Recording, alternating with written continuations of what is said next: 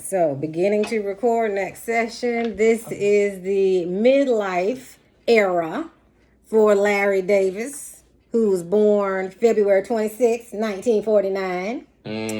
Today is April the 26th, 2024. And so we're going to turn this section over to Nikki with her questions that she's got. Okay. I got the first question. No. Okay. So I have the first question for midlife. And the first question is, how long did you date before you got engaged? How long did you date before you got engaged?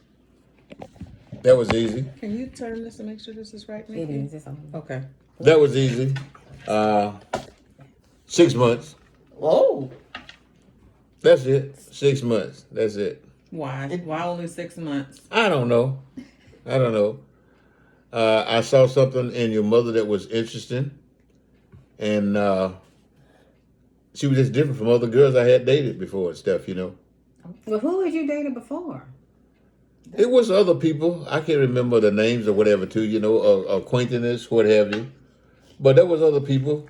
Like your mother probably knew other people before she met me and stuff, too, you know. But there was other people I met way before I met your mom and was even in the military and stuff, too, you know. But there was other people in my life and stuff, too. But it wasn't the same and stuff, you know. Your mother ended up and came across like no other lady had ever came across to me and stuff too. And that was different from all the rest of the people I had ever dated and stuff, you know. What was so different about her? You told me something a long time ago. I'm gonna see if it's gonna be the same or if it's gonna be something else, and I'm gonna come back to you. What was so different about her? Just the way she cared about me and stuff, you know. And I cared about her and stuff too, you know. And she responded in ways that other ladies I had dated, they never did respond like that and stuff, you know. So that made it totally different for me and stuff, you know. So we just kind of hit it off, I guess. I don't know. You know what you told me a long time ago? You told me that she was always happy when she saw you. Like she was just happy. And I was like, how did you know that mom was the one? He's like, 'cause she was always happy and smiling when she saw me. And I thought that was the sweetest thing ever. It really stuck with me. Yeah, So, she was. Yeah. Yeah. I love that. Yeah, and I tell you, I never knew it was going to turn out the way it did and stuff too, you know. And but I think it turned out okay. I think it turned out great. I think it turned out all I right. agree. I was told that it doesn't take men long. Are you recording? You recording too? Yeah. Oh. I was told that it doesn't take men long. I'm the only single person at this table at 43, finna be 44. And I was told that men know, like, within that 6 month time, it might be less than that. I don't want to say immediately because that might be pushing it. But I heard that men know in just a few months, maybe. So what are your thoughts about that? Well, Right. my thoughts about that, if you meet somebody and they care more about you than themselves, then that's something to take notice of and stuff too, you know. They are putting you ahead of them and stuff too, you know, and what you want, what have you. And it's, to me, it's like,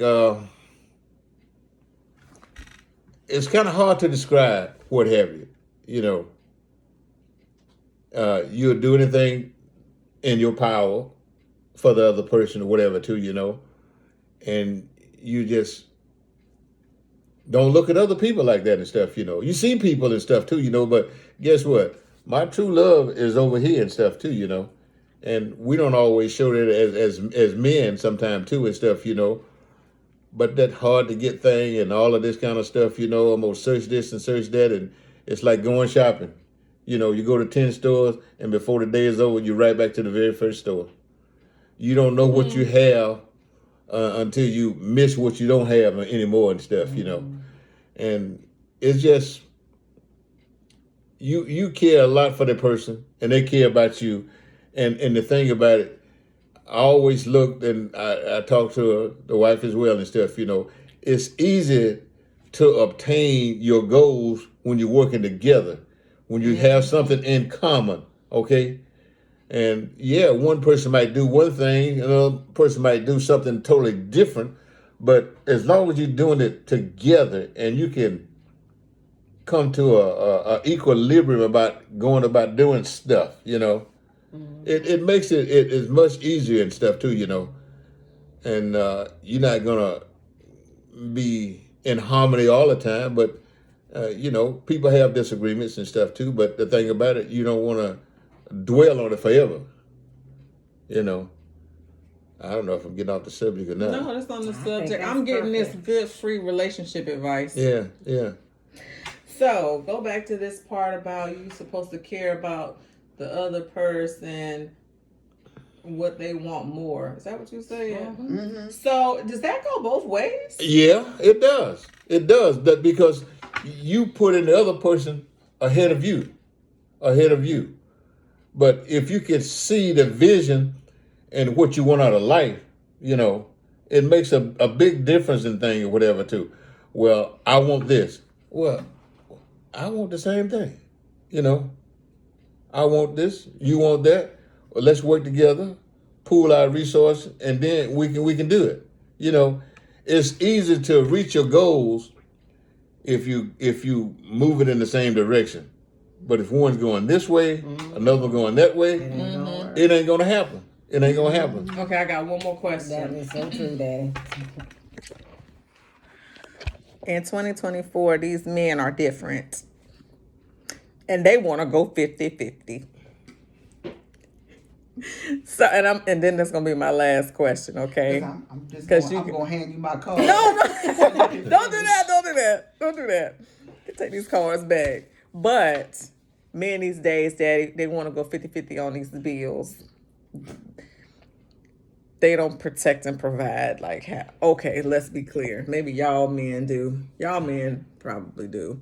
But a lot of these ninjas out here these days don't have that same sentiment where they want women to cater to them, to buy them gifts, to take them on trips, to split the bills 50-50. And then they still expect them to come home, cook and clean, and take care of kids if they got kids. What are your thoughts about that? What do you think about these men these days wanting to go 50-50 on the bills? It's a joke. Hold on, say that again. I need to get this on tape. Did it stop? Don't let it stop. Okay. For a couple to go and they figure they're going to split everything down the line 50-50, to me, it's a joke. Because you're in this together. You bring home a check, he bring home a check or whatever too. And you put all in one pot and everybody dipping out the same pot, okay? It doesn't say, well, you take care of the electric bill, I'm going to take care of the house bill, whatever. Everything is kind of designed, everybody do 50%. Okay, I make $50,000. You make $40,000, okay? Now how they going to be 50-50? Huh? You have to pool your resources or whatever too. And you can say, well, I got my own account. Okay? But you're still living together. And you're still going the same direction or whatever too. You go to one church, maybe he want to go to another church. Okay? And the thing about it is that at some point in life, there's got to be a 51-49%. Somebody else, even though they got the ability to do these things or whatever too, somebody needs to take a step back. And I'm not saying that's the man or the woman, But you had to view that situation or whatever too, Then somebody got to take charge and stuff, When you sit around the table and make decisions or whatever too, guess what? Sometimes the man is really supposed to be the head of the house. Period. Okay? It wasn't designed for a woman to be head of the house and stuff too, But in this society and where we live today, there's a lot of women that's head of households and stuff too, But in the design of plans and things, it was not designed like that too. The man is supposed to be the leader of the house or whatever too. But today, women go to church, men stay at home in the bed or whatever too. But hopefully they'll come to church one day as a couple, as they designed to be like that and stuff, But they have to come along, and they don't always come along at the same speed, You can't make a person be what you want them to be because they're going to be what they want to be and stuff too, But see, they have to open their eyes a little bit wider than where they are now to understand the gravity of the situation or whatever too. That window of opportunity is not going to be there forever. And you're looking for that person to change his ways or that person to change his ways, you might be waiting a long time. Well, I thought he was going to change. I was going to change him. Oh, no. They have to be a willing participant if they want to change or whatever too. They can't see everything right and they can't see everything left. But you're working together, you can do it together and stuff, Anything less than that, it ain't gonna happen. It ain't gonna happen. Yeah. And if it's going like that in any relationship or whatever too, then guess what? You need to pick up your whatever and just say, hey, this is it. I'm X amount of years old or whatever too. I am getting no younger. Right. And older people get, the more they become cemented in their ways of doing stuff or whatever too. I'm not doing this. I'm not taking the trash out. So what? Well, what about the cutting the grass, the lawn? Oh, I'm not cutting that either. It can get up to your knees. The grass still growing. And he ain't changed his mind.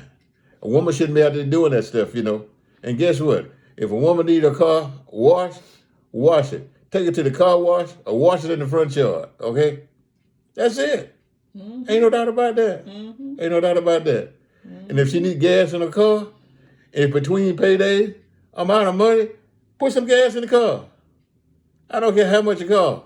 Because you lose more from not working than you are when you're working and stuff. And what I mean by that, if you can't get to the job to make the money, you're not getting paid. But the bills keep coming. They ain't stopping. They still coming. So it's got to be a mutual thing or whatever too. And this 50-50 thing or whatever too. And I know it's some guys, some men out there and stuff, they perpetrate to be a man. I don't know what they being and stuff, Women, they want to be women. I tell you what. They do. They want to be A taken cat- care of. a And cat that's the woman. wrong They wanna one. be- But it is it's good guys out there. Yeah. Oh, absolutely. Yeah. I believe that. I know all of the ladies I talk to, friends with, all married, 20 plus years, to some really, really good guys. So they're out there. They do yeah. exist. I do, and But I, you just can't get caught up with the wrong one while you're trying to search for the right one. And the right one will find you. Yes. So, yeah. Turn that back on. Turn that off. Okay. I'm gonna turn it back on Nikki. But I She's do. asking a question. Yeah, I do believe. I'm not bitter. Okay, let me put that out there. I know there are good men out there, and I got lots of friends that are married to some great, great people, and I got friends that are dating some great, great people too. So I think Yeah. they're there. Yeah. Oh yeah. Oh So, yeah. and I'm not bitter. No, you're not I'm bitter. just asking, for clarity and for video purposes. It's all of what you want out of life or whatever too, And my big desire as a kid growing up and stuff, I wanted to eventually get married, have a family, and I had the desire of living and owning my own brick house. And when I was growing up, you didn't see that kind of houses growing up or whatever too, And my first obligation was to provide for my family. That's it. I don't care how many hours it took or whatever I was willing to do whatever it took to to make that happen and stuff too. Because I want to be a good father, a good provider, and some things I might have fell short in or whatever too, you know. But I tried to, like a home run. It doesn't count until you touch all the bases. So you got to I like touch. that. So you got to touch all the bases. I like that. I like that's that that's too. a Message. that's a yes message. Yeah. Yes. Yeah.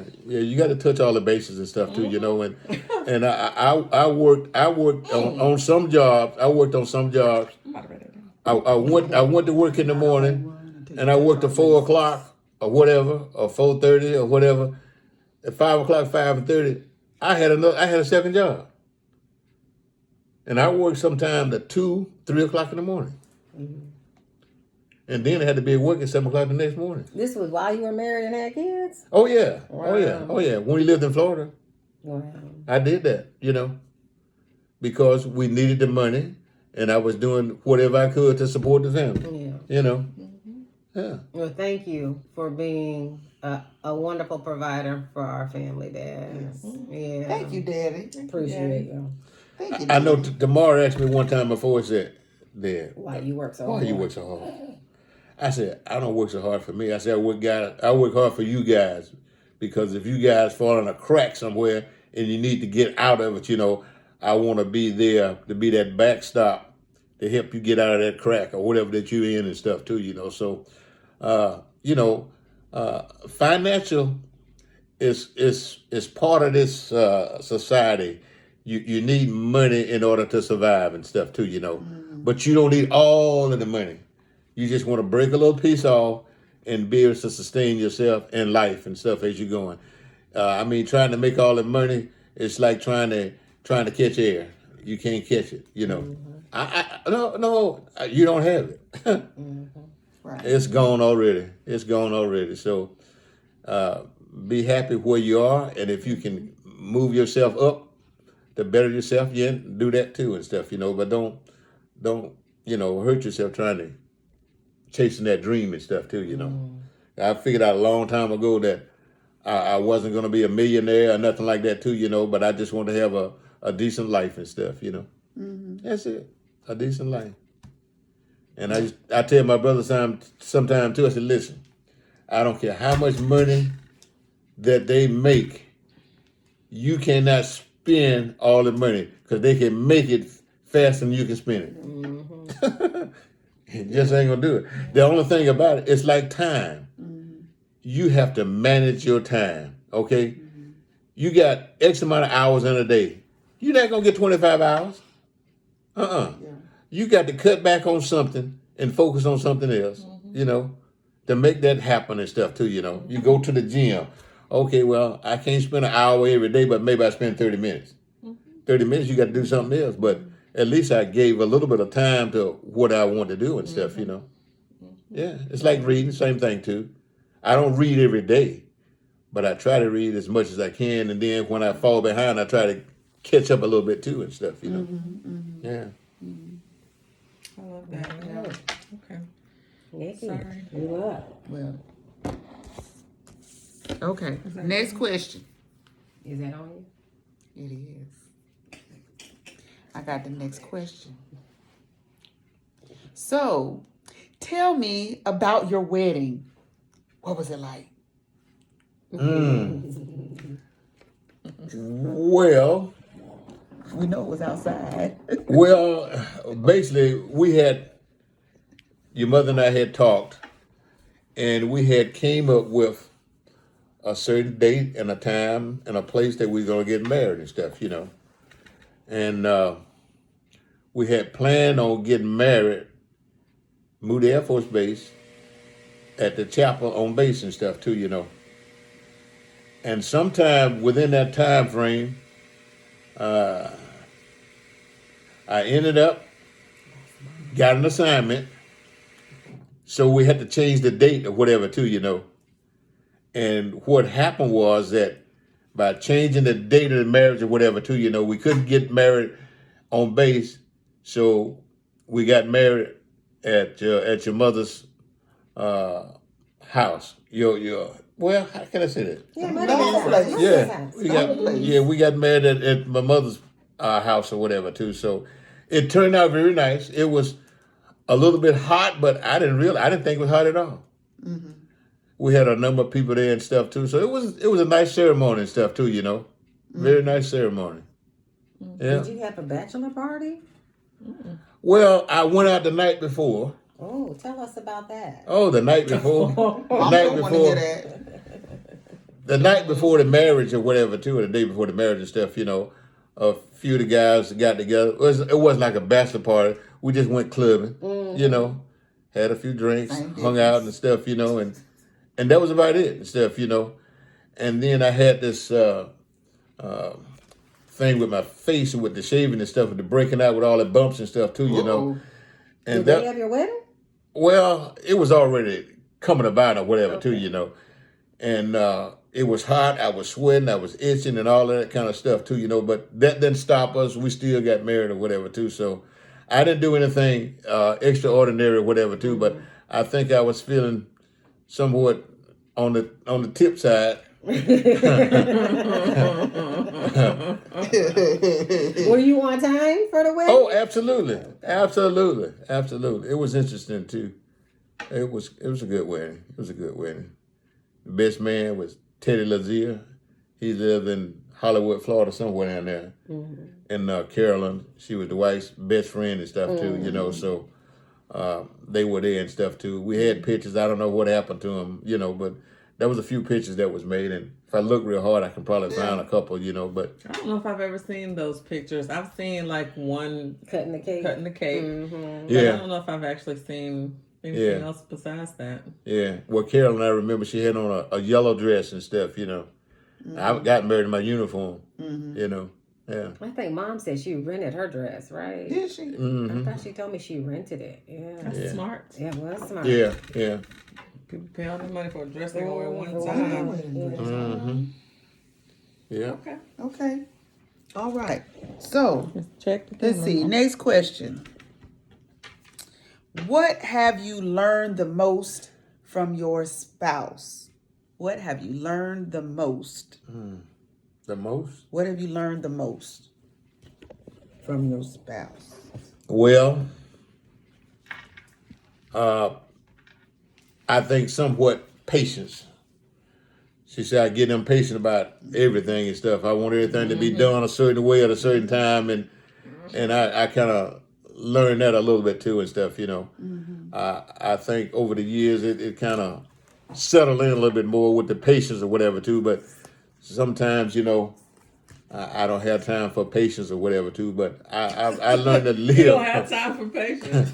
I tried to I'm gonna rush patience. I tried to live up to that, try to be more patient about things or whatever too, Okay. Yeah, Okay. yeah. Good thing to learn. All right. And then the fourth question of my 5 is, what did you admire the most about your spouse? What did you admire the most? I admired her personality. I didn't like the joke that she told or whatever too, because I thought it was dry, and she could never understand my, what do you call it, my explanation of things or whatever too. Your analogy. My analogies and stuff. We was like day and night as far as that goes. But Yeah, me too. I love your mother because the person that she was, and she didn't take no stuff off nobody, And whatever situation I was in, she would back me up, and vice versa. Whatever situation she was in, I would back her up too and stuff, And there was nothing that I wouldn't do for your mother at any time, And that's just the way I was and stuff, and still am and stuff, It hadn't changed. I mean, if I set my mind and I want to do something or whatever too, then I try to stick to it. If I tell somebody something, I don't want to tell them and then not show up and to perform or whatever too, So I try to do my best, and I think your mother kind of brought that out in me because I wanted to please her with the thing that she wanted to do, and everything that she wanted to do, I supported her 100%. Even if she failed or whatever too, well, we're going to try it anyway, And we just, hey, well, that didn't work. Let's try something else and stuff, We didn't throw the towel in sometime because it didn't turn out the way we wanted to turn out and stuff, But we still loved each other. We cared about each other, and we just loved each other and stuff. You know, I might not have showed it all the time or whatever too, but in the deepness of my heart and in my spirit, the love and affection was always for your mother and stuff too. You know, yeah, always. Okay. And I miss that. You know. Yeah. Yeah. Yeah. All right, Dad, I got one more. What are some of your most memorable family vacations with your children? What are some of your most memorable family vacations with your children? Well, I would say that some of them vacations and stuff, you know, was interesting. You know, wherever we were and stuff, you know, we always took time off in the summer because your mother wasn't working, and I tried to have a vacation in the summer and stuff. You know, we'd always visit your grandparents and stuff. You know, but it wasn't like a vacation; it was like a work. That's what it was, working in the fields or whatever too. And I remember one summer we was in Valdosta. We owned a van at the time and stuff, you know. We went over to the field and we was picking vegetables and stuff, you know. And your cousins from California, they were there. You guys was there, and they were complaining about the heat. And we're in the middle of a farmer's field, the van running with the air conditioner on. I Y'all was cool. gonna say somebody went in there and turned on the air conditioning. Was Yeah, it Kevin? we turned it on for you, Oh, whatever. okay. Too. But that was kind of funny to me and stuff, you know. But we was out there working, picking peas and all kind of stuff out there, vegetables and stuff, you know. And you guys sitting up in the van and stuff, just chilling out and stuff, you know. Oh, it's nuts over here, yeah. It was too funny. That was too funny. I don't remember I that. remember remember the complaint that. about the bugs because they would still be over in that motorhome Yeah. at Muddy's house in the motorhome eating bowls of cereal. In the world. How old were y'all? I don't Do know. you Was remember? Mercedes born? Mercedes born. Because yeah. y'all, when did y'all get that van? Like I was a 78, baby you when got y'all in got the that 80s. van. Yeah, you got was it in you the had to 80s. be born. Yeah, You was little. we We bought- had that van a long time though. It was 80 Because it was a 79 van and we got it in and 80. 80, right.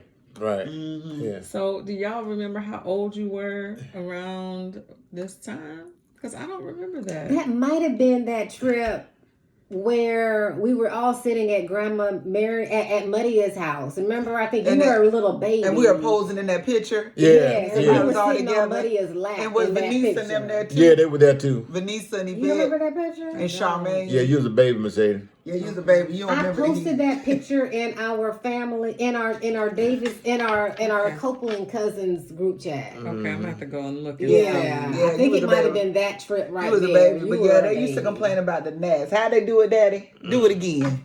That fan and all kind of stuff. You know who complained? Dawn. Oh yeah. That doesn't surprise me. Too many gnats out here. Looking. Yeah. Oh yeah, I wasn't a baby. I thought you were a How baby. old were No, Weren't I you was. sitting in Muddy's lap? I was right in front of her. I was probably. No, I'm not talking about That's this not- one. not that one? I'm not talking about that one. Okay. We still filming. We looking I like think so. Skinny Dad, you want to little add anything else? this Oh, trip. Look, I did not even know Stop that's for who a that minute. was.